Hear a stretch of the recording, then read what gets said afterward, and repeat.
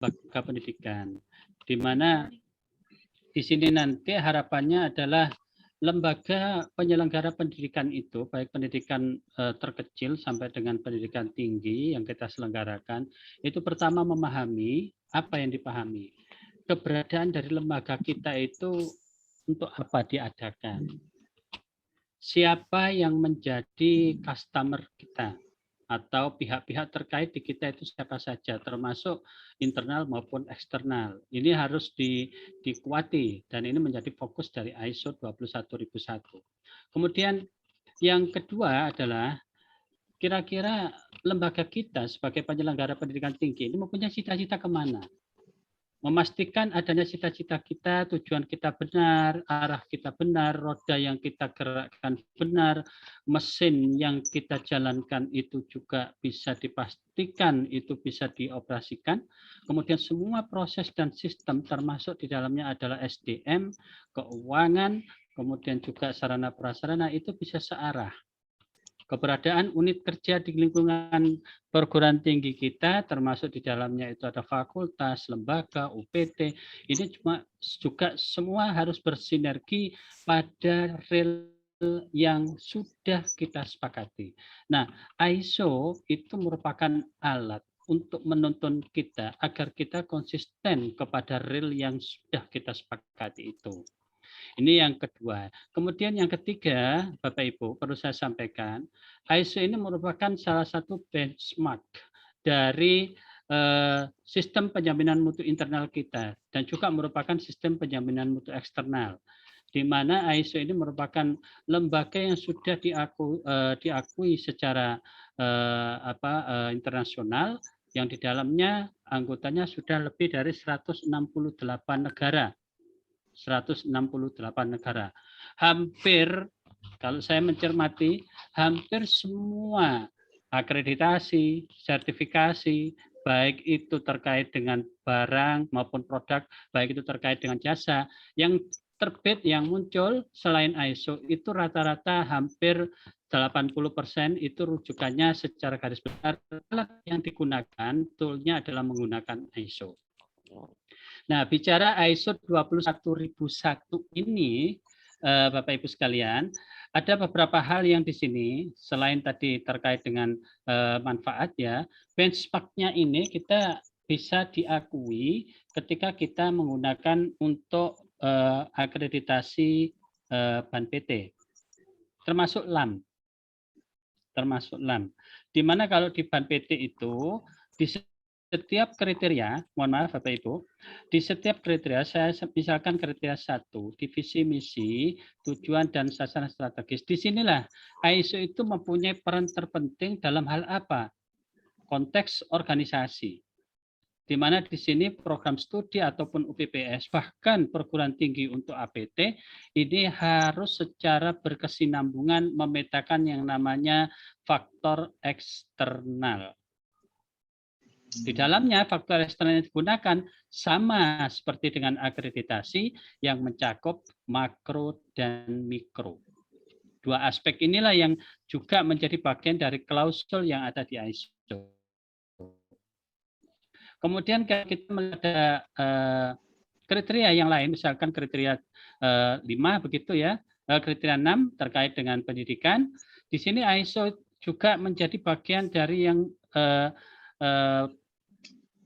kalau saya melihat itu sebagai bagian dari yang proses untuk kita lebih mudah penyajian di dalam akreditasi program studi tersebut.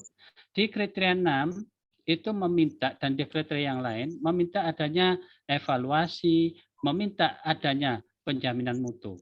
Nah, ketika bicara penjaminan mutu ini Bapak Ibu bisa memasukkan konteks pada setiap kriteria yang sudah terimplementasi dalam ISO itu di kriteria penjaminan mutu, khususnya di siklus untuk evaluasi, pengendalian, dan peningkatan.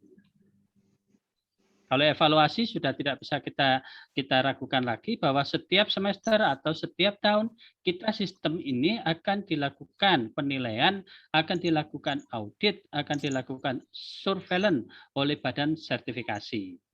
Nah, ini kita bisa sajikan pada setiap kriteria. Kemudian untuk peningkatan, Ketika kriteria itu, standar itu tercapai, tidak tercapai, maka ISO ini memperjelas. Dengan apa dia memperjelas? Dengan klausulnya. Sehingga di sini Bapak Ibu masukkannya di dalam bagian peningkatan. Ini adalah bagian dari benchmark hasil penilaian dari Sistem Manajemen Mutu Pendidikan Tinggi ISO 21001. Ini secara konkret yang bisa kita implementasikan ngapunten kalau untuk menghadapi akreditasi. Secara sistem Bapak Ibu, dengan ISO itu semuanya bisa digambarkan bagaimana setiap proses UPT, Subsatker, bahkan bagian unit yang ada di biro ini bersinergi. Semuanya diminta yang namanya IQ. ISO 21001 meminta itu. Contoh misalkan, selama ini di kita seorang kabak, misalkan kabak administrasi akademik, itu diminta setiap semester, setiap 3 bulan, setiap bulan, atau bahkan mungkin setiap tahun. Kemudian misalkan kepala perpustakaan, termasuk juga ketua lembaga penjaminan mutu, ini dengan ISO diminta adanya IQ, indikator kinerja yang harus dilaporkan. Kepada siapa? Tentunya kepada rektor. Nah, mensinergikan semua indikator-indikator kinerja ini, itu semuanya disinergikan dari apa? Dari tagihan yang sudah disepakati oleh pimpinan perguruan tinggi kita. Dalam hal ini adalah rektor. IKU yang sudah disepakati ini tertuang biasanya, ngapunten Bapak Ibu, biasanya tertuang dalam RIP dan Renstra. Renstra kita di dalamnya itu dituntut oleh ISO bahwa Renstra itu tidak hanya mendasarkan kepada cita-cita, tetapi Renstra itu diminta oleh ISO itu harus bersinergi dengan peraturan perundang-undangan yang kita ikuti. Berarti di sini ISO meminta semua tagihan yang kita adop sebagai bagian konsekuensi keberadaan lembaga perguruan tinggi negeri kita itu harus masuk di Renstra. Contoh misalkan adanya perjanjian kinerja rektor dengan kementerian atau dirjen. Ini harus ikut masuk di dalamnya, termasuk juga untuk akreditasi. Sehingga di sini kita bersinergi. Oke. Lembaga ISO sekarang itu berpusat di Jenewa dan untuk afiliasinya itu menyebar hampir ada 62 negara. Afiliasi ini dimaksud apa? Mereka yang mempunyai kewenangan untuk menyelenggarakan sertifikasi. Termasuk keberadaan sertifikasi yang pernah diadop oleh UIN Malang, diikuti oleh Malang atau yang mensertifikasi UIN Malang ketika ISO kita pertama kali tahun 2008. Itu adalah SGS internasional. Keberadaan di Indonesia ini ada PT SGS, kemudian PT SGS ini beliau berafiliasi dengan Badan Sertifikasi ISO yang ada di Inggris, UKAS. Dalam perjalanannya UIN Malang berubah mengikuti beberapa kali dengan sertifikasi dengan lembaga lain. Setelah 3 tahun dengan SGS, kami ingin lebih challenge. Kami beralih ke hati yang lain, yaitu ke Lloyd yang berpusat di Amerika dan Jerman. Kemudian terakhir kami sekarang berafiliasi, berikutnya kami ke BSI, ada di Inggris, di British. Kemudian kita berafiliasi dengan sekarang terakhir ini adalah dengan MSC Global yang ada di Australia. Nah, di negara kita di Indonesia ini banyak lembaga-lembaga yang sudah mempunyai kewenangan untuk penyelenggaraan surveillance atas sertifikasi ISO. Nanti mengenai keberadaan lembaga-lembaga itu banyak sekali, misalkan ada BSI sendiri, ada Tifrelan, ada SGS, kemudian ada Dekra, ada macam-macam, Site Global, dan lain-lain. Nah, saat ini UIN Malang dengan PT Dekra Group itu, DGI. Nah, Bapak Ibu, dalam pengembangannya ISO itu setelah tahun 2018 itu semua seri dari ISO itu menggunakan 10 klausul. Kalau di Ban PT seperti kriteria seperti itu ya. Tetapi untuk di ISO itu klausul yang digunakan diimplementasikan itu adalah klausul 4 sampai dengan klausul 10. Sementara klausul 1 sampai dengan klausul 3 itu adalah sifatnya generik, umum. Gambaran umum, kemudian daftar istilah, dan lain-lain. Sementara untuk klausul 4 sampai dengan klausul 10 itu cakupannya spesifik sekali. Nah, mengenai klausul-klausul ini nanti kita akan gambarkan sekilas.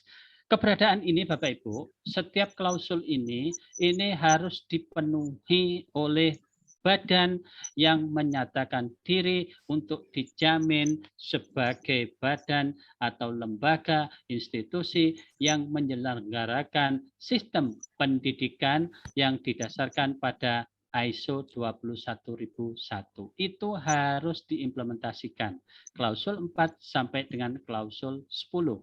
Sehingga apabila dari 4 sampai dengan 10 ini itu ada beberapa item yang tidak diimplementasikan yang sebelumnya sudah disepakati, ini akan menjadikan keberadaan sertifikasi kita tidak bisa kita dapatkan. Nah, mengenai dengan proses penyusunannya seperti apa, proses desainnya seperti apa, ini setelah ini kita akan bincangkan itu. Secara umum Bapak Ibu, sertifikasi ini sekarang menjadi tuntutan karena apa? Salah satu bergaining kita untuk mendapatkan pengakuan di database pada negara-negara yang mengimplementasikan pendidikan tingginya mendasarkan kepada SMM ISO ini, kita dikenal di sana. Misalkan Palangkaraya tahun ini sertifikasi, maka database kita ada di sana. Nomor register kita ada di sana. Misalkan kita melakukan kerjasama dengan negara-negara yang sudah mengimplementasikan ISO itu, mereka biasanya mengeceknya dari keberadaan database kita di Badan Sertifikasi ISO. Kalau kita sudah terakreditasi internasional, maka ini akan dicek juga. Beberapa akan ngecek itu. Kalau Ban PT bagaimana? Selama ini mohon maaf Bapak Ibu, saya sampaikan saja, ada beberapa negara mengakui keberadaan Ban PT kita. Tetapi tidak semua negara mengakui keberadaan Ban PT kita. Beberapa case kami terjadi ketika mahasiswa kami diterima beasiswa di Jerman, kami berikan status akreditasi Ban PT, itu tidak dikenal oleh mereka. Kami juga ada beberapa mahasiswa kami yang studi lanjut ke Australia, itu tidak ada diakui terkait dengan status akreditasi kita. Dicek di Ban PT tidak bisa. Bahwa mereka menganggap Ban PT ini belum mendapatkan rekognisi internasional. Tetapi setelah kami tunjukkan adanya pengakuan sertifikasi ISO baik di Jerman maupun di Australia, mahasiswa kami diterima di sana. Ini beberapa keunggulannya. Kemudian yang berikutnya Bapak Ibu. ISO 21001 ini pendekatannya sangat kepada tridharma perguruan tinggi. Ini kalau konteks pada perguruan tinggi.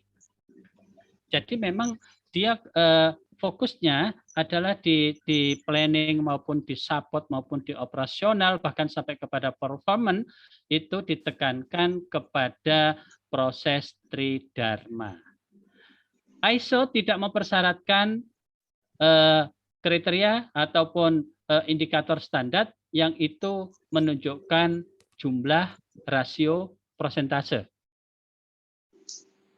Saya ulangi. ISO 21001 tidak meminta adanya rasio, jumlah, ataupun persentase. Yang diminta oleh ISO ini adalah di dalamnya berisi standar yang kita kenal dengan penggunaan standar itu dengan KPI, Key Performance Indicator. Jadi di dalam ISO itu hanya meminta harus, seharusnya, dengan catatan, dan seterusnya. Jadi misalkan perguruan tinggi harus menetapkan terkait dengan perencanaan dan sasaran. operasional terkait dengan kriteria mutu lulusan. Itu yang diminta salah satu oleh ISO. Pimpinan harus berkomitmen dalam menetapkan kebijakan strategis. Itu diminta oleh ISO.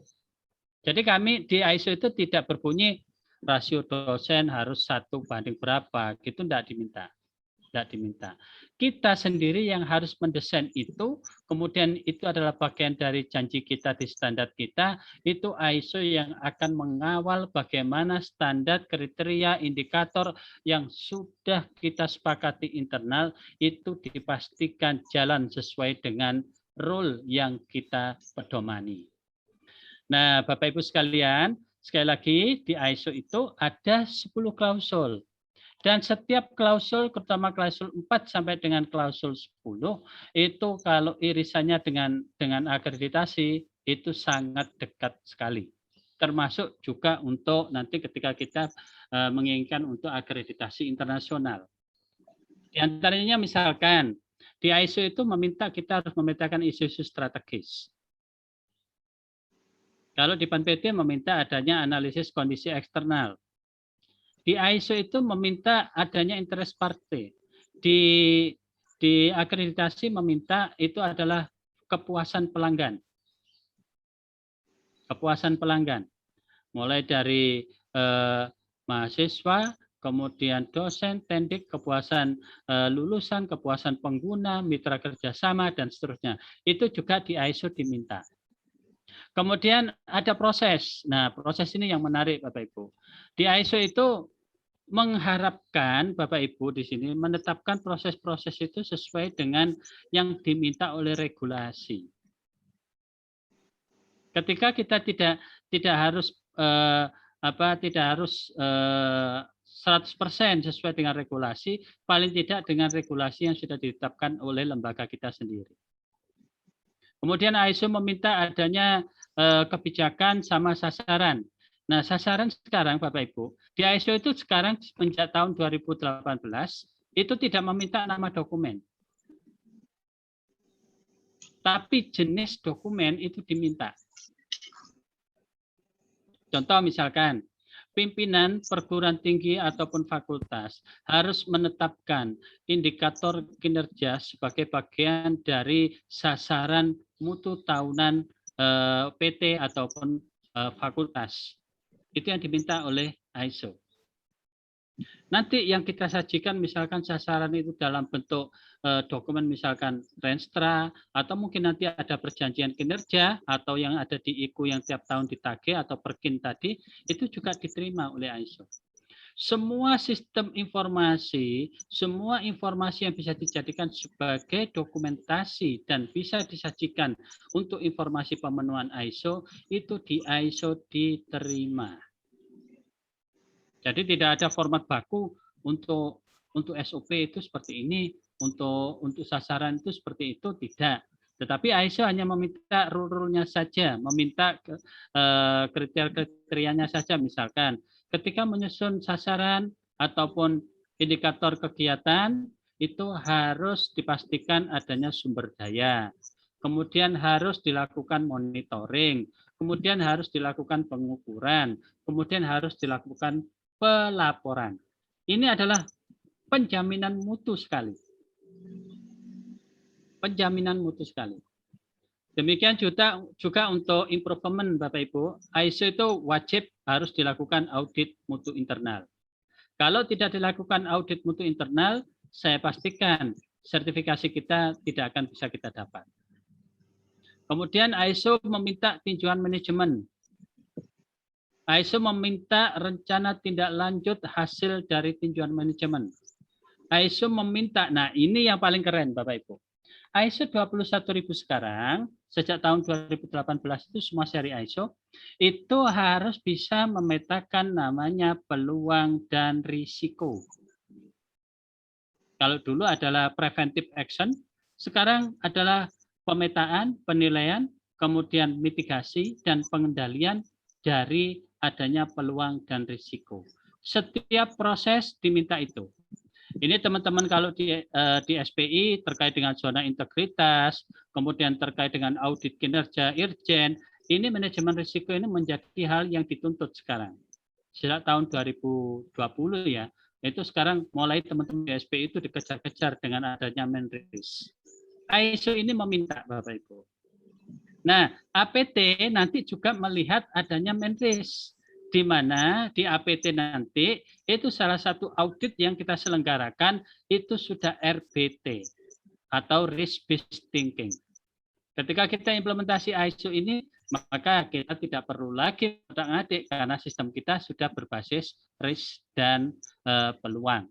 Ini Bapak Ibu terkait dengan beberapa hal, kemudian untuk prosesnya agar bisa mendapatkan pengakuan dari ISO, mungkin saya bisa share screen ya Ustaz ya.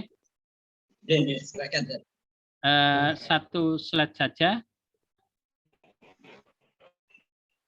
Yang di ruang kantor di izin meng-share screen lewat laptop. Iya Pak, sudah.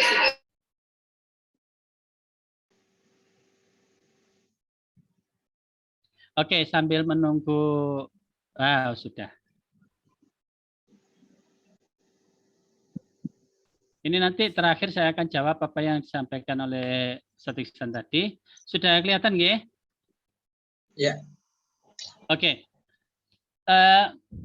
Bapak Ibu sekalian, tahapan dalam penerapan sistem manajemen mutu ISO ini berdasarkan best practice Bapak Ibu ya. Ini yang selama ini saya lakukan, dan sebetulnya basic saya memang di ISO. Sejak awal saya masuk di UIN 2007 itu saya semula adalah sebagai konsultan yang diminta untuk mendampingi di UIN Malang selama 8 bulan, kemudian masih ada yang kurang diperpanjang lagi. Kemudian setelah diperpanjang tidak boleh keluar sudah sampai sekarang. Jadi sampai sekarang nyantol sudah ini.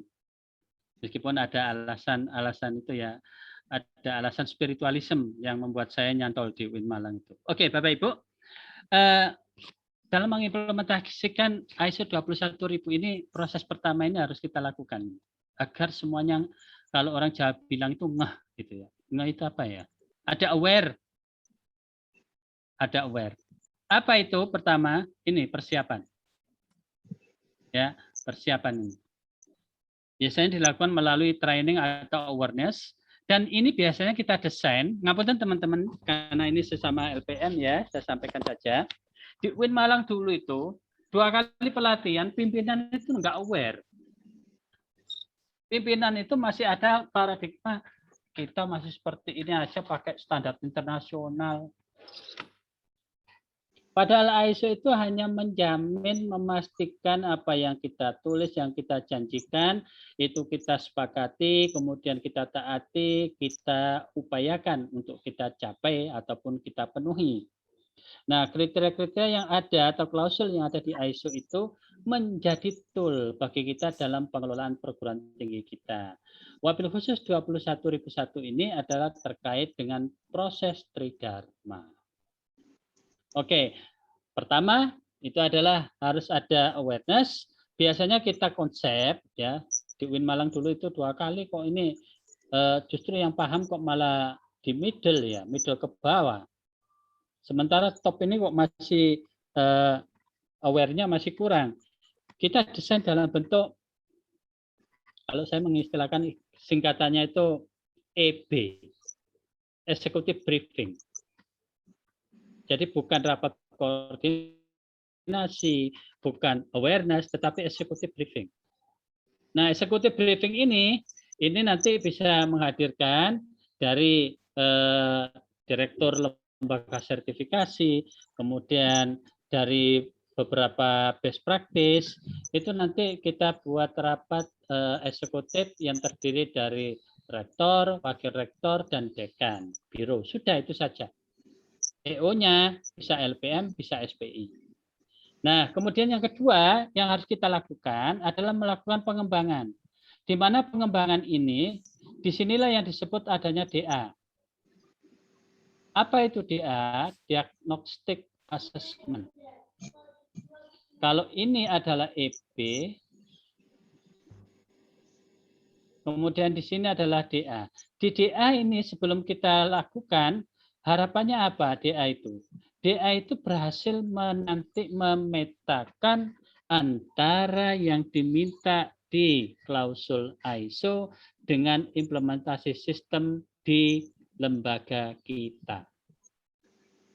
DA inilah nanti akan menghasilkan, oh ternyata untuk bisnis proses di fakultas itu semuanya sudah ada. Tetapi bisnis proses di bagian di biro ini masih belum ada misalkan. Oh, di biro ada Pak, yang belum ada ternyata dari hasil pemetaan itu ternyata di Ma'had. Kalau memang Ma'had ikut kita jaminkan sertifikasi. Dari sinilah adanya gap, muncul gap itu, ya. Dari gap itu baru kita kembangkan menjadi desain ataupun pengembangan kebijakan informasi terdokumentasi. Jadi di sini dokumen apa yang kurang. Oh contoh misalkan kita perlu ada pengembangan suasana akademik, atmosfer. Ternyata ketentuan kebijakannya tidak ada hasil DA. Maka dikembangkanlah dokumen pengembangan suasana akademik. Kemudian ternyata di ISO itu meminta adanya survei kepuasan. Survei kepuasan itu diminta, ternyata kita mengimplementasikan survei kepuasan itu, tapi kebijakannya kok tidak ada. Maka didesainlah kebijakan tentang mungkin pedoman, acuan, ataupun panduan, ataupun yang lain terkait dengan survei kepuasan. Baru implementasi, dilakukan sosialisasi, penerapan sistem. Biasanya ini ada TTD. Apa TTD itu? Penandatanganan komitmen.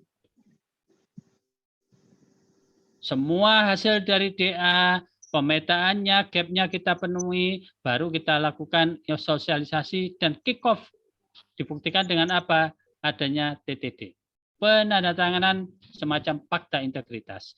Ini nanti bisa kita satukan dengan ZI, zona integritas. Oke, Bapak Ibu, dari implementasi, lakukan review seperti kita di SPMI, ada audit, ada manajemen tinjauan manajemen, ada tindakan korektif, ada persiapan sertifikasi. Nah, di sini persiapan sertifikasi itu nanti akan dilakukan. Apa? Kita menentukan lembaga sertifikasinya, pelaksanaan auditnya, perbaikan hasil auditnya, keputusan sampai kepada surveillance tahun berikutnya. Nah, ini sertifikasi keputusannya ini dalam bentuk, ini baru dalam bentuk rekognisi. Nah, Bapak Ibu sekalian, dalam proses ini terus apa yang harus kita lakukan di awal? Bapak Ibu boleh bisa mengembangkan secara mandiri. Dengan dimotori tentunya adalah EO-nya adalah dari lembaga penjaminan mutu. Sementara untuk tim task force libatkan seluruh proses. Buat SK Rektor untuk tim task force penyusunan pengembangan sistem manajemen pendidikan tinggi ISO 21001. Jangan sampai ada satu proses terputus. Karena ISO 21001 ini semua yang keterkaitannya mempengaruhi kepada mutu lulusan itu harus masuk lingkup sertifikasi. Contoh. Ada Pak Darmanto ini nih. Barakallah Ustaz, ngapunten, baru baca ini saya nih. Misalkan seperti ini. Di Palangkaraya ada UPB nggih? Unit pengembangan bahasa. Oke. Unit pengembangan bahasa. Ini apakah wajib untuk dimasukkan lingkup sertifikasi ISO, Caro? Pertanyaannya adalah apakah pengembangan bahasa itu menghasilkan bagian dari capaian pembelajaran lulusan? Menghasilkan iya, maka itu wajib, Ustaz. Pak, di kita itu ada UPT Ma'had. Dan Ma'had ini apa harus disertifikasi juga? Pertanyaan yang sama. Apakah Ma'had mempengaruhi, ikut mewarnai CPL kita? Jika iya, maka wajib. Jika tidak, maka tidak wajib. Perpustakaan sebagai literasi dari supporting pendidikan tinggi kita. Kalau di fakultas ada perpustakaan yang mampu itu menjadi bagian dari literasi dari mahasiswa dan dosen, maka untuk perpustakaan pusat tidak perlu. Tetapi kalau sebaliknya ternyata perpustakaan pusat justru mendominasi, maka ini perpustakaan harus diikutkan, dimasukkan dalam cakupan ruang lingkup sertifikasi ISO. Tidak boleh satupun yang tidak boleh dimasukkan ketika itu bisa mewarnai dari JPL. Ini Bapak Ibu sekilas pengembangan kita mengenai nanti tadi ada pertanyaan terkait dengan BESQ, LPM UIN Malang. Ini hanya bagian dari kita menggait mitra saja untuk pendamping dalam kita mendesain, mendevelop sistem manajemen pendidikan tinggi kita. Nanti Bapak Ibu boleh pilih mana yang disuka, keberadaan dari beberapa lembaga, karena saya tidak ingin posisi saya ini sebagai marketing gitu ya. Jadi nggak enak juga ini Ustaz Sen. Yang jelas sekarang Bapak Ibu, kemitraan dengan sesama plat merah, ngapunten, sesama plat merah untuk tahun 2022 ini sudah boleh.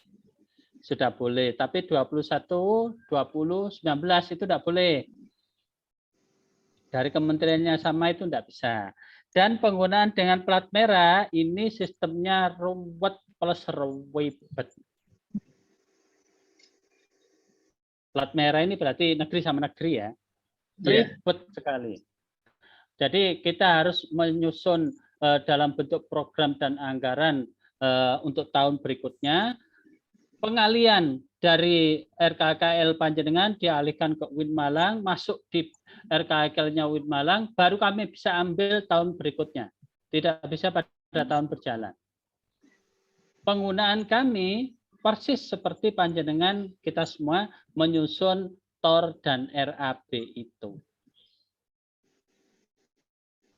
Jadi tidak bisa dengan kerjasama swakelola. Tidak bisa. Ini harus menjadi bagian dari hampir sama dengan RM maupun PNBP. Prosesnya ribet sekali. Jadi tidak bisa serta-merta itu kita kerjasama MOU terus kita ada anggaran untuk pendampingan sekian. Tidak bisa, Ustaz. Anggaran itu nanti ada pengalihan saya ke UIN Malang melalui DIPA tahun depan. Tahun ini jelas tidak bisa melalui DIPA tahun. Kemudian LPM UIN Malang akan RAB untuk untuk menyelenggarakan, melaksanakan dari pengalihan anggaran yang ada di LPM plat merah sejak tahun 2019 itu Bapak Ibu. Nah sekarang boleh, tetapi dengan proses begitu panjang ya, begitu panjang. Seperti kemarin kita kan lama tertunda tuh tahun 2019-2020 untuk akreditasi kan. Asesornya prodi-prodi kita banyak yang tidak tervisit gara-gara proses pengalian ini. Antara anggaran yang ada di kementerian dialihkan ke Ban PT. Itu sudah mulai awal-awal kita sesama plat merah seperti itu. Nah, yang paling enak ya memang dengan mekanisme kegiatan, Ustaz. Jadi mekanisme kegiatan itu bagaimana, Cak? Diselenggarakan sendiri oleh teman-teman di Palangkaraya. Kemudian ada pelibatan dari pihak eksternal, bisa memakai dengan mekanisme kegiatan otomatis adalah LS dan narasumber. Itu jauh lebih mudah. Kemudian yang berikutnya boleh dengan menggunakan pihak kedua ataupun pihak ketiga dengan kerjasama swakelola dengan penyelenggaraan melalui kontrak, melalui SPK. Nah itu bisa. Jadi paket penyelenggaraan sekian. Termasuk ini nanti ngapunten panjenengan ketika di posisi ini Bapak Ibu, posisi di sertifikasinya, ngapunten ya di sini. Untuk sertifikasi ini pasti jenengan harus ada kontrak dengan lembaga sertifikasi. Ini tidak bisa diskemakan dengan kegiatan, dengan RS tidak bisa. Ini harus kontrak.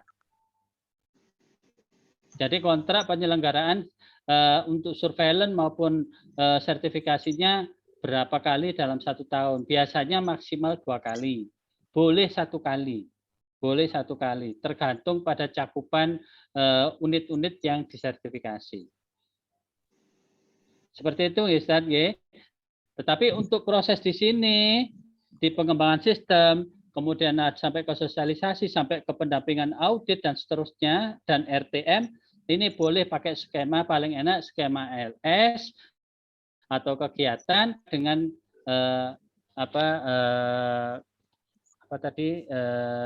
pihak kedua ataupun pihak ketiga.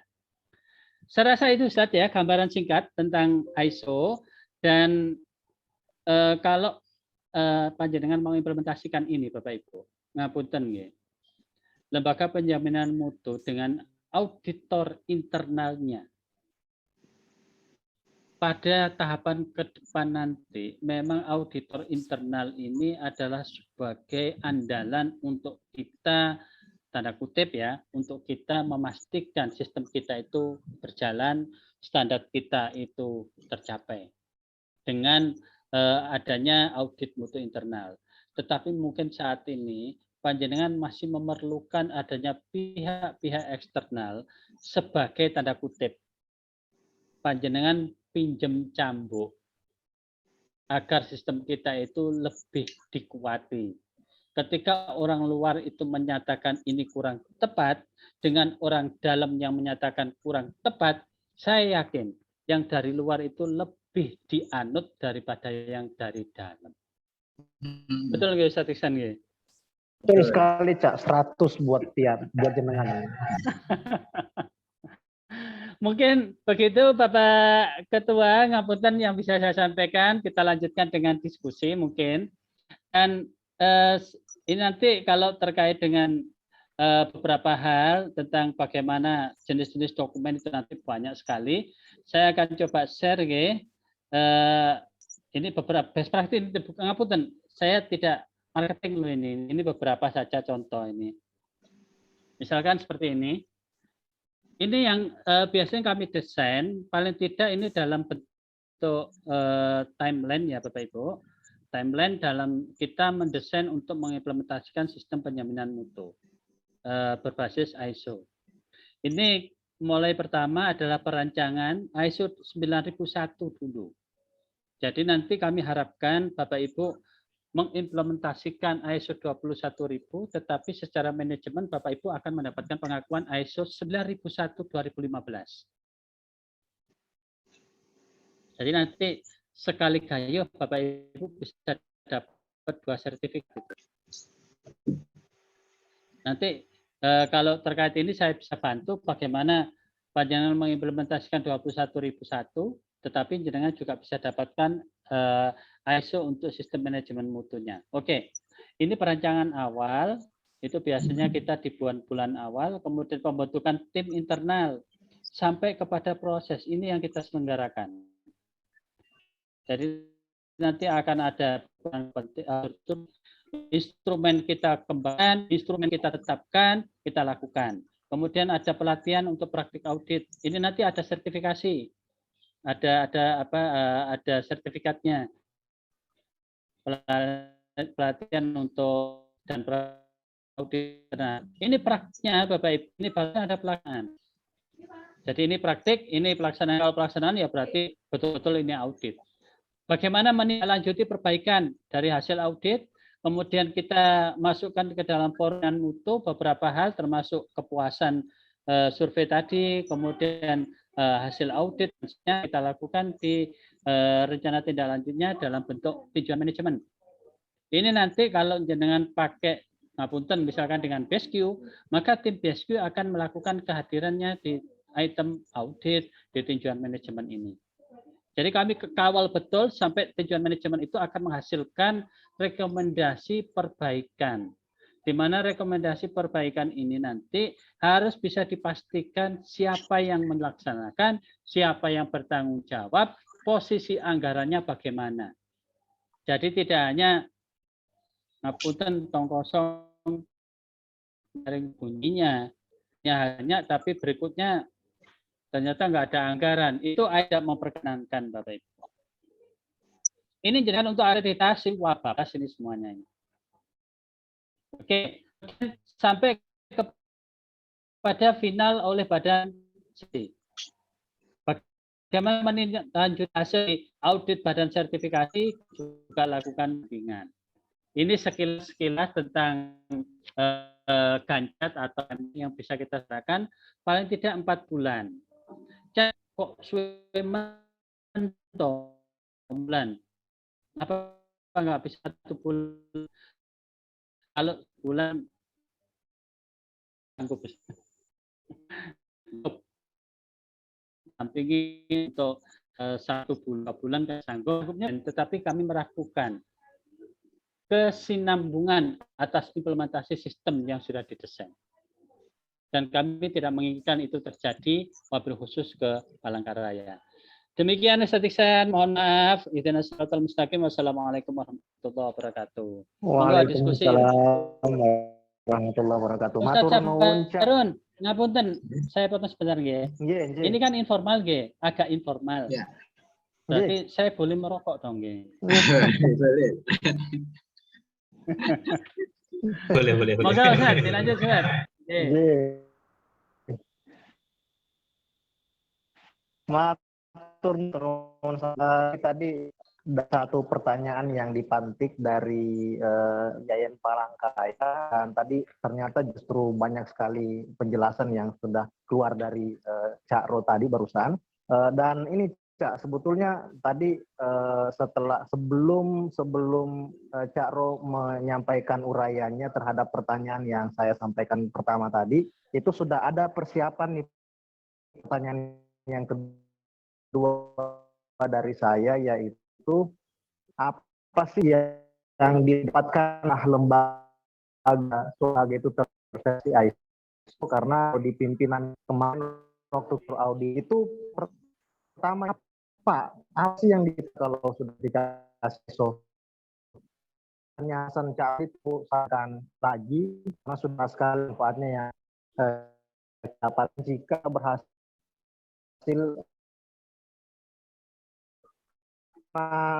sasa dari saya sudah tercover oleh seluruh penjelasan dari Cak Ro barusan. Mungkin dari rekan LPM ada yang tanyakan. Klausul 4 sampai dengan klausul 10 itu semuanya, ngapunten, itu semuanya sangat bisa digunakan sebagai data dukung untuk akreditasi. Kami ketika melakukan DA, ya diagnosis assessment itu, kami juga mendasarkan beberapa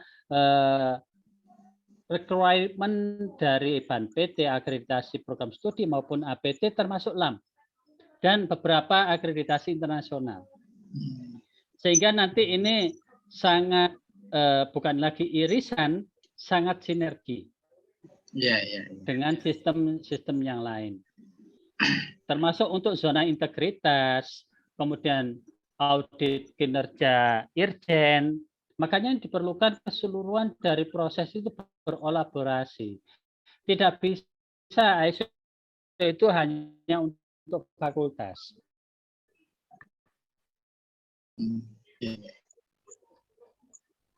Ini harus seluruh sistem. Di awal tadi saya sampaikan bagaimana memastikan komitmen kita bersama yang tertuang dalam bentuk apa? Tujuan kita itu.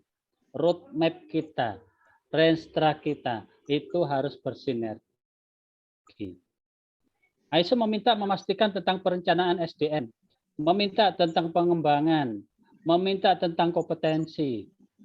Kalau hanya fakultas, siapa yang menyekolahkan studi lanjut dosen. Universitas, mekanisme melalui operasionalnya di mana? Tidak mungkin ditangani langsung sendiri oleh wakil rektor 2, pasti melalui biro. Nah, biro melalui siapa? Pasti melalui OKPP. Bagaimana penerbitan untuk IBEL maupun tubelnya. Begitu, Ustaz. Iya. Sip. Oke deh. Jelas ya Pak Saparun ya. Iya. Oke. Selanjutnya dari rekan-rekan yang lain, adakah langsung Pak. kepada pakar? Oke, silakan Bu Inaya.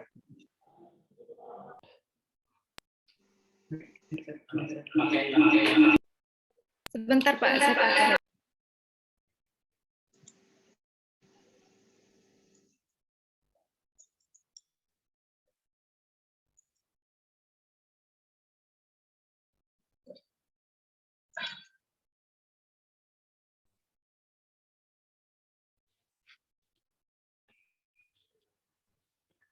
Bu Inaya ini matematika nggih?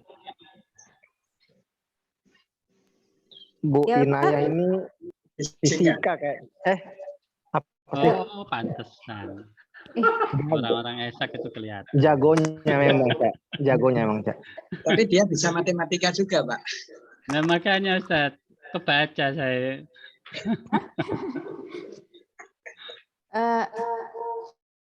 Ya, Assalamualaikum warahmatullahi wabarakatuh. Waalaikumsalam warahmatullahi wabarakatuh. Begini Pak, berdasarkan penjelasan tadi,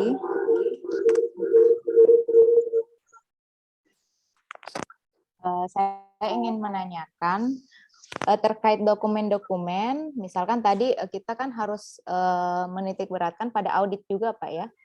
Jadi itu kira-kira dokumen yang dikumpulkan atau data-data yang diperlukan untuk ISO nanti apakah misalkan seperti borang itu ada tes -1, tes -2 dan seterusnya.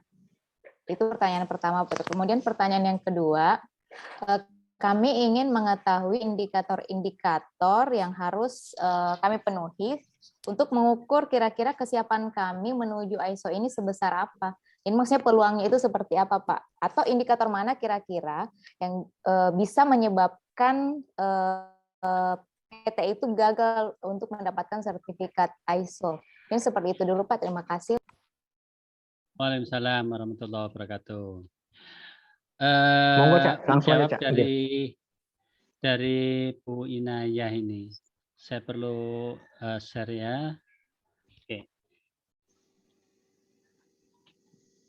Sampun kelihatan Bapak Ibu? J. Sampun, Cak. Oke. Ini adalah gambaran cakupan ISO 21001 Bapak Ibu. Yang tadi saya sebut adalah klausul-klausul itu. Di mana di klausul ISO itu ada 10 klausul. Klausul 1 ini adalah ruang lingkup. Ini kita lihat cakupan dari implementasi manajemen kita. Termasuk unit kerja UPT dan lain-lain tadi yang merupakan bagian dari proses bisnis kita. Jadi perguruan tinggi itu harus mengikuti adanya dokumen tentang proses bisnis. Nah ini diminta di mana? Diminta di Permenpan, saya hafal tahunnya saja ini. Tahun 2018 itu ada terkait dengan proses bisnis. Diminta di situ. Nah, formatnya mengikuti yang mana? Di ISO kita tidak ada format, Bapak Ibu. Di ISO itu hanya diminta sesuai dengan regulasi. Karena kita sebagai perguruan tinggi negeri, maka pakai ketentuan Permenpan itu. Misalkan, inputan kita adalah mahasiswa. Mahasiswa baru itu kita dapatkan dari mana? Kemudian ada proses apa yang kita lakukan setelah mahasiswa itu daftar. Mahasiswa itu daftar, itu dilakukan seleksi, kemudian setelah lolos seleksi, itu diapakan? Masuk ke fakultas-fakultas, melakukan proses bisnis utamanya dalam penyelenggaraan Tridharma. Kemudian dia lulus, dia disesuaikan dengan apa? Sebelum lulus dia harus mengalami proses apa? Ini proses bisnis. Sampai dia menjadi ini dan mendapat pengakuan dari pengguna lulusan. Feedback dari pengguna lulusan, feedback dari alumni seperti apa, itu dijadikan masukan sebagai tindak lanjut untuk pengembangan standar berikutnya. Begitu seterusnya. Nah, kita kembali ke ruang lingkup tentang proses studi tadi. Yang kedua, ini adalah istilah Bapak Ibu. Ini sederhana. Mohon maaf, sederhana sekali. Istilah dalam kita itu kita gunakan contoh. Ngapunten Bu Inaya, penyebutan Fakultas Tarbiyah di Panjenengan disingkat apa, Bu? FTIK. FTIK, Pak, Fakultas Tarbiyah dan Ilmu Keguruan. Ini kalau di ISO harus dipastikan penggunaan istilah itu terdokumentasi. Pemanan terdokumentasi itu berarti adalah penetapan. Panjenengan pernah tahu SK Rektor atau SK Dekan yang menyatakan tarbiyah penyebutannya FTIK gitu?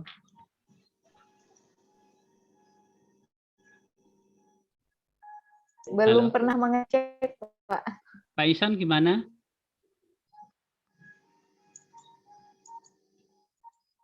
Pak Isan? Belum Di pernah statuta ada mengecek singkatan ini, kah? Pak, SK-nya. Di statuta ada singkatan? Nah itu dia Cak, kita belum tahu persis lagi Cak, seperti apa kemarin isi Nah, ini statutanya. salah satu contoh Bapak Ibu yang diminta. Kalau gitu. panjenengan ternyata ada, maka ini jenengan bisa lolos di terkait dengan istilah definisi. Ngapunten, saya ambil contoh lagi. Siapa yang meminta, siapa yang mengistilahkan biasanya terkait dengan ujian skripsi atau ujian munakosa. Ini contoh-contoh sederhana aja ini. Betul Cak. Iya, siapa yang bisa menjawab rekan-rekan? Ini memang sederhana. Di Palangkaraya munakosa apa kompre atau mungkin ujian skripsi? Nah, itu Munakosa, Pak. Munakosa kan? Ya. Nah, pertanyaan saya, di mana munakosa itu diatur? Yang ada panjenengan pasti punya pedoman munakosa gitu kan? Iya. Di mana munakosa itu diatur? SN Dikti, padahal SN Dikti itu tidak ada. betul. Ini yang betul. secara internal kita implementasikan, di ISO diminta adanya penetapan. Kalau memang Pak kita ada munakosa, tapi saya tidak tahu penetapannya itu ada atau tidak ya, tapi kita mengimplementasikan. Berarti di sini nanti bagian dari satu adanya gap antara yang diminta dengan ISO dengan yang ada di panjenengan ini belum terpenuhi. Maka ini yang kita kembangkan. Kemudian saya ambil contoh lagi. Bapak Ibu pernah dengar istilah raker? Apa itu Pak? Raker. Raker ya. Ya, Ya, pernah, raker. Cak. Pernah dengar tentang rapat koordinasi? Ya, Raker, ya pernah juga. Rapim? ada Pak. Rapim, ya pernah lah. Nah, pertanyaannya ketika apa raker dipakai, ketika apa rakor dipakai, ketika apa rapim dipakai. Nah, itu ya. Ini Susah diminta jawabannya. oleh ISO, di mana ini diminta di ISO ini adalah di kepemimpinan. Di mana ini ada di kepemimpinan ini ada namanya satu proses namanya komunikasi internal. Sederhana Ustaz, sederhana. Kemudian saya ambil contoh berikutnya terkait RKAKL. Saya yakin panjenengan tidak punya penetapan ini, tetapi penetapan di atas kita ada. Betul ya? Mungkin Itu ada penetapan di atas kita, Oke. itu di teman-teman perencanaan. Oke, sekilas tentang istilah. Kemudian lampiran yang bersifat informasi nanti ini panjang. Biasanya lampiran ini adalah terkait dengan matrik korelasi antara implementasi klausul-klausul di ISO dengan implementasi yang ada di kita. Saya ini cari kamera di mana ya?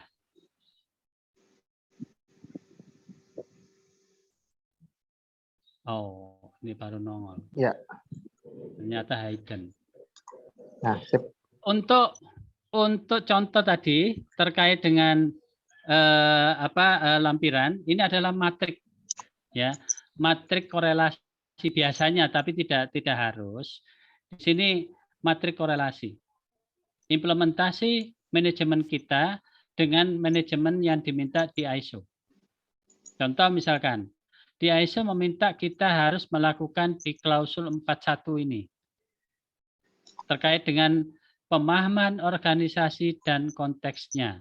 Di mana yang pertama diminta salah satunya adalah adanya kebutuhan dan harapan pihak yang berkepentingan. Mohon maaf Bapak Ibu, ini juga sederhana. Tapi ini di akreditasi jarang dimunculkan, biasanya muncul ketika APT, untuk APS jarang. Ini apa yang diminta? Yang diinginkan mahasiswa kita itu apa? Yang diinginkan oleh dosen kita itu apa? Yang diinginkan oleh mitra kerjasama kita itu apa? Yang diinginkan oleh pengguna lulusan kita itu apa? ISO menuntut di klausul 42 kita harus memetakan. Demikian juga untuk persyaratan ini. Saya yakin kalau persyaratan peserta didik dan penerima manfaat, ini saya yakin panjenengan sudah mengimplementasikan.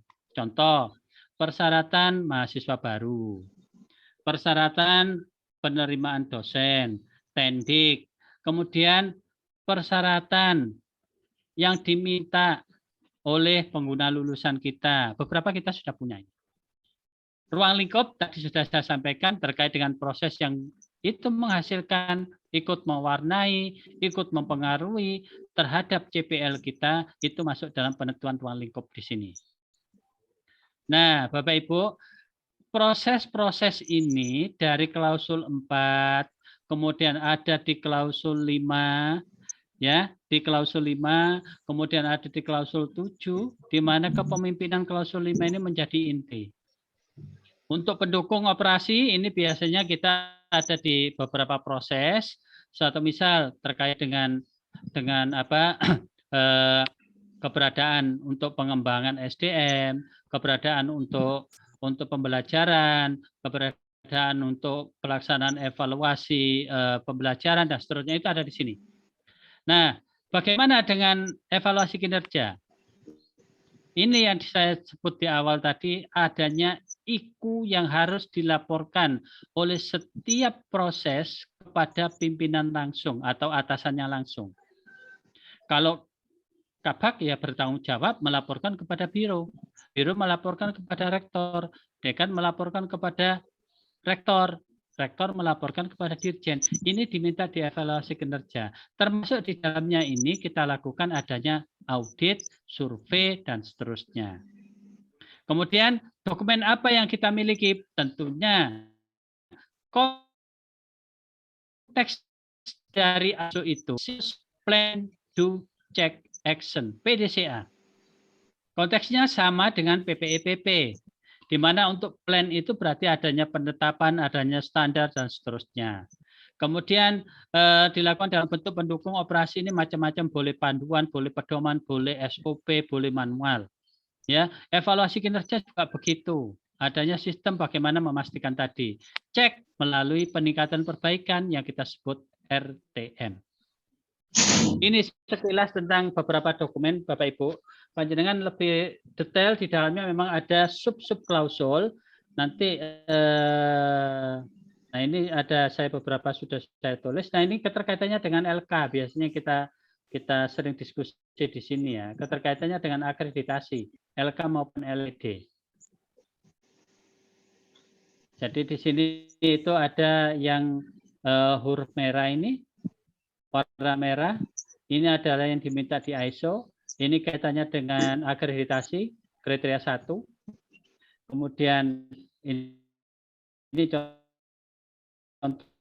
42 interest party di kriteria 2. Leadership ada di klausul 51, tapi di akreditasi ada di kriteria 2 dan seterusnya. Setiap ini pasti nanti akan ada muncul namanya IKT.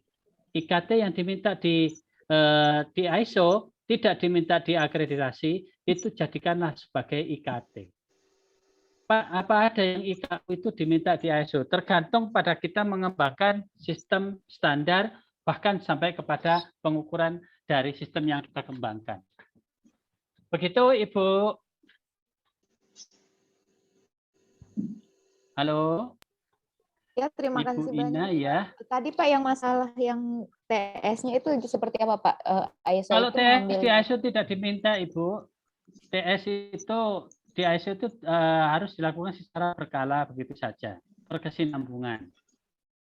Jadi tidak ada pelaporan data, kemudian pelaporan data dosen, data penelitian, data lain tidak ada di ISO. Tidak ada. ISO itu yang diminta adalah sistem dan prosesnya. Output capaian belum. Nanti output capaian ketika kita sudah mengimplementasikan di proses paling tidak dalam 1 semester setelah kita berkomitmen menyelenggarakan manajemen mutu. Misalkan sekarang Februari kita implementasi sertifikasi. Maka untuk surveillance tahun ini kita akan dilakukan paling tidak di bulan November misalkan atau Oktober. Maka disitulah dilakukan pengukuran. Apakah ketika Februari kita sudah menetapkan standar kita, itu sudah terukur, sudah lanjuti, atau seperti apa? Itu yang diminta oleh ISO. Contoh misalkan, kita menetapkan standar, misalkan, kita memakai acuan BAT PT apa boleh? Boleh. Bahkan itu yang diminta. Karena ISO mensyaratkan untuk memenuhi persyaratan regulasi. Misalkan, rasio lektor kepala guru besar dibanding seluruh DTPS. Kita menginginkan misalkan 30% untuk fakultas tarbiyah. Kemudian untuk syariah, itu kita menginginkan 40%.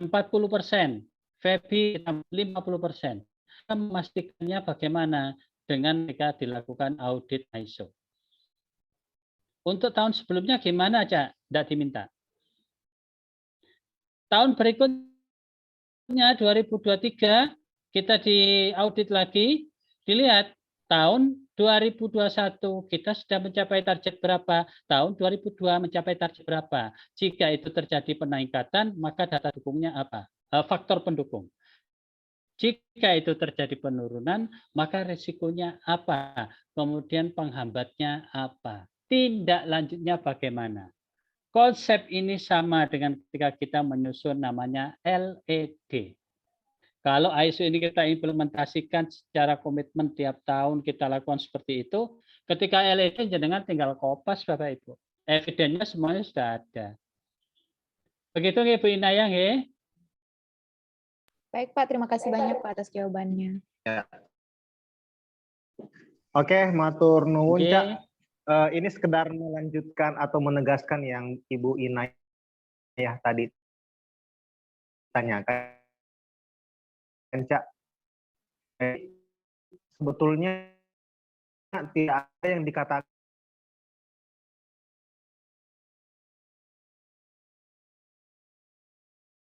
lemah atau tiap artinya yang masuk seperti indikasi IT ya.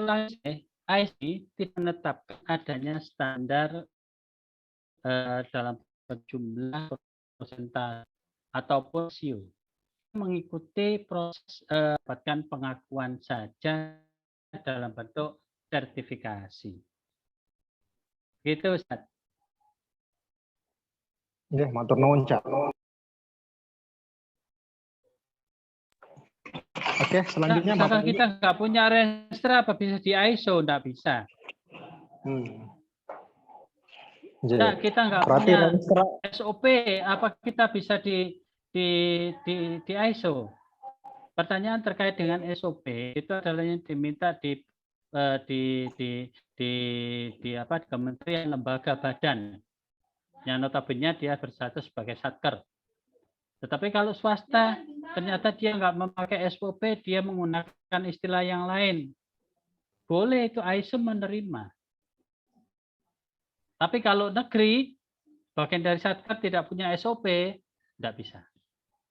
Uraian tugas di swasta dikasih nama. uraian tugas atau job desk. Di ISO meminta itu bahwa harus dipastikan ketersediaan adanya penetapan tentang job desk yang sesuai dengan kompetensi. Itu yang diminta ISO. Nah, untuk swasta dokumennya ternyata job desk, boleh ISO menerima. Sistem dokumentasi apapun namanya, selama itu bisa digunakan sebagai data dukung pemenuhan atas klausul, itu diterima. Nah, di negeri kita kan bukan job desk. Regulasi kita terkait dengan uraian tugas itu kan ada sendiri yang kita kenal dengan injab, urjab, anjab. Itu yang kita pakai. Seperti itu, Ustaz. Kita nggak butuh patu-patu amat itu, maka kita dari rekan-rekan. Kalau nggak ada ini, Cak, kita langsung menukik aja, Cak. Kalau pokoknya kayak kita sudah 100% nih setelah jenengan nih, sekalipun jenengan berulang kali bilang ini penting, tapi kami sudah terhipnotis dengan uraian dari Cak Roy ini ya tentang ISO ini, bahwa punya keuntungan yang sangat banyak jika perguruan tinggi kita tersertifikasi ISO. Ini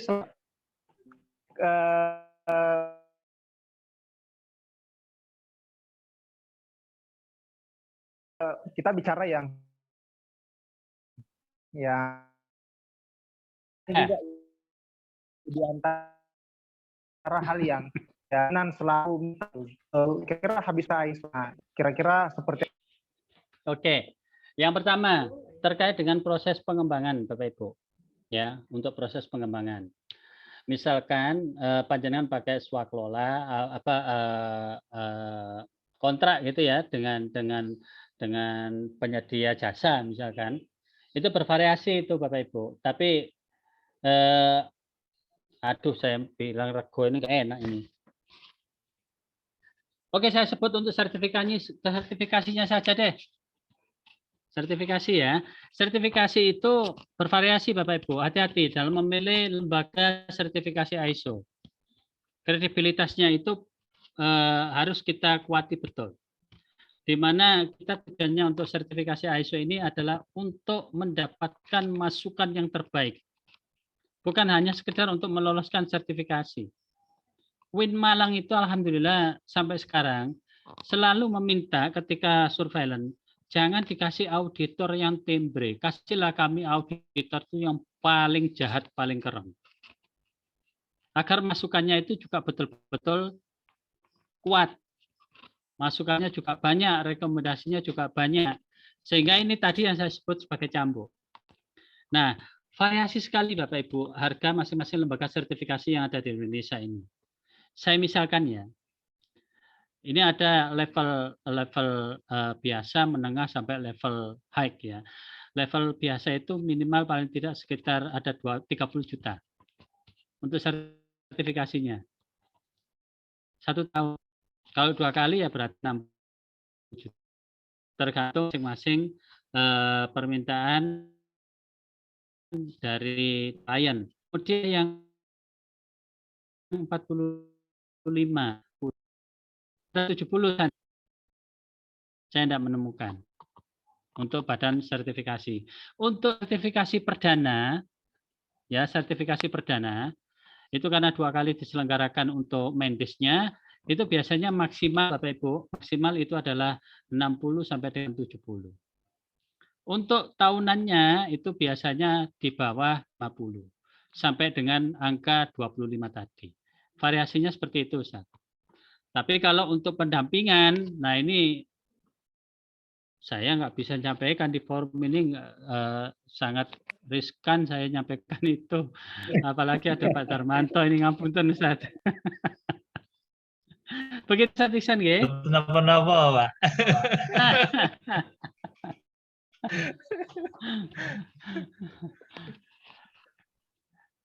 Ustaz Iksan? Nggih, Kak.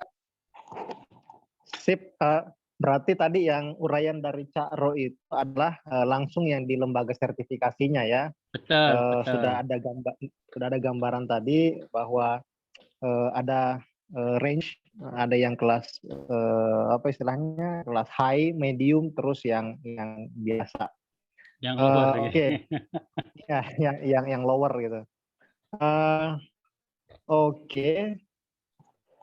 Ini memang tadi kata Cak Ros riskan kalau yang pendampingan karena mungkin apalah Cak Ros punya mekanisme di sana gitu ya. Terus gimana nih? Karena ini Cak, ini kalau masalah anggaran memang kita perlu kerja ekstra menghadap kepimpinan untuk meyakinkan bahwa ya apa sih kalau istilah orang Jawa itu ada rupo, ada apa sih Pak? Panjenengan misalkan begini Ustaz. Ono rego, ono rupo ya. Ya, monggo Cak. Apa Cak? Monggo. Kalau menggunakan mekanisme kontrak ya, selama ini saya terakhir saya itu dengan Purwokerto sama Surakarta ya. Surabaya sekarang lagi proses, tapi Surabaya jangan ditiru. Surabaya duitnya banyak memang. Halo? Dengan Purwokerto kemarin kami itu total itu Ustaz nggih, penuh itu adalah 98. Itu untuk 4 bulan. 4 bulan. Kalau dengan Purwokerto itu 145. Dengan Madura 145. Kenapa dengan Purwokerto 98, Cak? Karena Purwokerto untuk audit sama RTM itu dilakukan melalui mekanisme LS. Jadi kami terlibat itu hanya sebagai pendamping dan sebagai narasumber. Sementara kalau di Pekalongan, Surakarta, Madura, dan Surabaya ini kami terlibat penuh sampai kepada pelaksanaan rencana tindak lanjut hasil surveillance, hasil audit sertifikasinya. Apa di Purwokerto tidak dilibatkan seperti itu? Dilibatkan, tetapi dalam bahasa RKKL-nya itu adalah dibahasakan dalam kegiatan. Mengenai hal-hal lain itu bisa menyesuaikan panjenengan, misalkan kontrak dengan si A dengan lembaga A yang 98 juta tadi, itu berapa kali pertemuan? Minimal itu adalah 4 kali. 4 kali tatap muka. Untuk daring itu bisa 12 kali. Bisa tiap minggu, bisa 2 minggu sekali, tergantung komitmen teman-teman juga. Bisa malam, bisa pagi, bisa hanya dengan 3 orang, bisa dengan 100 orang. Jadi menyesuaikan konteksnya dari keterpenuhan untuk kebutuhan dari klien. Nah ini alhamdulillah kami selama ini sukses mengantarkan untuk teman-teman sertifikasi itu, terserah mau milih lembaga sertifikasi manapun. Tapi yang jelas pendekatan yang kami lakukan adalah pendekatan persaudaraan. Bukan pendekatan kerjasama yang berbasis kepada business oriented. Kalau hanya mendasarkan kepada business oriented, pokoknya saya dampingi, dokumennya dengan upayakan kembangkan ada, kami hanya mereview, sudah selesai. Tapi kami tidak bisa seperti itu. Hasil DA yang kami susun, misalkan jenengan belum punya dokumen A, kami draftingkan, kami luncurkan. Silakan review, sesuaikan dengan konteks masing-masing masing-masing unit yang menjadi pemangku dari dokumen tersebut. Setelah direview, berikan kepada kami akan lakukan verifikasinya. Setelah itu terverifikasi, oke, ditetapkan. Dokumen A selesai, dokumen B itu nanti kalau rincian dokumennya nggak terhitung, Ustaz. Bisa hanya 20 item, bisa hanya 10 item, bisa juga 100. Tergantung dari komitmen panjenengan. Dari hasil DA itu tadi, diagnostik itu. Maka kami harus melakukan diagnostik untuk bisa memetakan antara yang sudah jenengan punya atau terimplementasi dengan persyaratan klausul yang diminta di ISO. Itu Ustadz gambaran singkatnya. Tur nuwun, Cak. Kalau Ini di karena kita Samarinda saya kurang paham gitu, berapa Samarinda, Pontianak, Papua yang sekarang lagi progres karena saya masuk di situ sebagai TE, technical expert. Komandannya itu ada di ngapunten di Pak Sugeng itu. Siap. Oke, tadi kita sudah dengarkan gambaran dari Cak Ro ya tentang biaya itu. Ini berarti tadi kalau Cak Ro sebut-sebut kontrak, berarti gambarannya kalau kontrak itu misalnya tadi keperluan pulang pergi, kemudian termasuk mungkin akomodasi, transportasi dan semacamnya itu sudah masuk di situ gitu ya Cak Ro ya. Betul, untuk paling tidak 4-5 kali kita hadir di onsite. Dan biasanya Ustadz dalam paling tidak ya terhitung kurang lebih sekitar yang mudah-mudahan lah bisa sampai 20 sampai 25 hari itu dalam 4 bulan itu kami akan menaruh satu personel di Palangkaraya di mana satu personel itu adalah sebagai onsite konsultan. Dia yang akan mendampingi dari unit ke unit. Dari unit ke unit, paling tidak kurang lebih 25 hari ya. Misalkan bulan pertama itu hanya datang 5 hari karena masih progres awal. Kemudian bulan kedua 10 hari. Progres ketiga bisa jadi 10 hari. Progres keempat bareng-bareng kita untuk pelaksanaan sertifikasi. Biasanya seperti itu. Kami pernah naruh onset itu 2 di beberapa PT ya, termasuk PTS ya. Malah nggak balik. Jadi tendiknya di PT tersebut.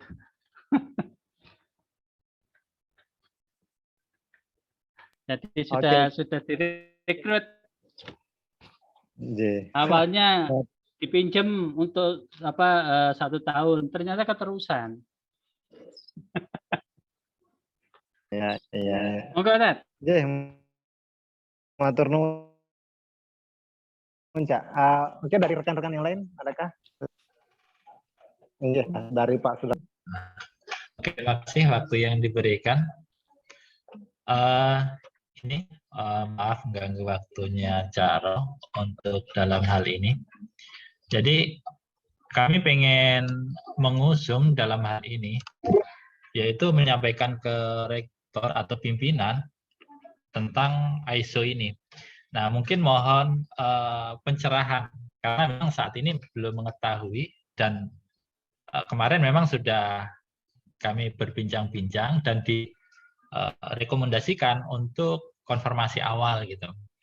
Nah, apakah kami langsung menyampaikan dari hasil ini nanti secara kami simpulkan atau memakai mekanisme acara? Nah, nanti di acara itu sampean yang ya istilahnya yang menggebuki sebagaimana Pian maksud tadi gitu. Nah ini mohon arahan atau pandangan atau saran gitu Pak. Ayo, monggo. Ini kalau saya melihat itu kan strategi ini ya. Strategi yang pertama kalau bisa ini adalah peningkatan pimpinan melalui forum konsultasi. Jadi nanti minta izin teman-teman LPM itu untuk berkonsultasi dengan pimpinan, rektor maupun dengan wakil rektor saja terkait hasil dari hasil pertemuan kita. Sampaikan bahwa ISO itu perlu pentingnya kita untuk sertifikasi ISO, mengimplementasikan sistem mutu ISO. Kemudian dari situ nanti sampaikan juga untuk menguatkan akan kita selenggarakan forum namanya executive briefing. Nah, executive briefing inilah nanti ngapunten ini perlu memakai pihak eksternal. Nah, bisa saya atau mungkin saya bisa undang dari Direktur Badan Sertifikasi untuk beliaunya menjadi narasumber dalam executive briefing itu. Begitu nggih Pak Dar nggih? Halo? Iya, halo. Iya. Matur suwun. J. Matur nuwun Cak. Tadi terkait dengan yang sudah ditanyakan oleh Pak Sudarmanto, betul, kata Cak Ro tadi, ini tergantung bagaimana strategi kami di LPM untuk meyakinkan pimpinan. Dan tadi Cak Ro sudah ngasih beberapa pandangan, ada beberapa opsi strategi yang bisa kita tempuh.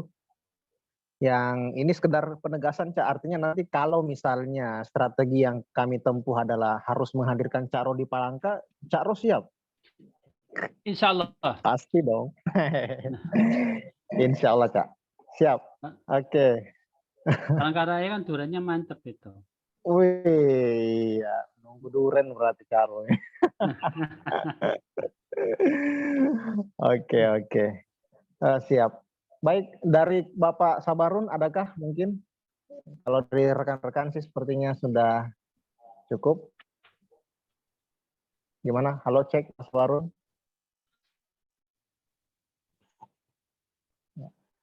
Oke, baik. Kalau begitu Cak Ro, insya Allah apa yang sudah Cak Ro sampaikan, alhamdulillah sudah kami tangkap dengan baik. Dan alhamdulillah juga karena kita satu sisi kita syukuri dengan Zoom ini karena kita bisa merecord apa yang sudah kita bincangkan pada siang ini.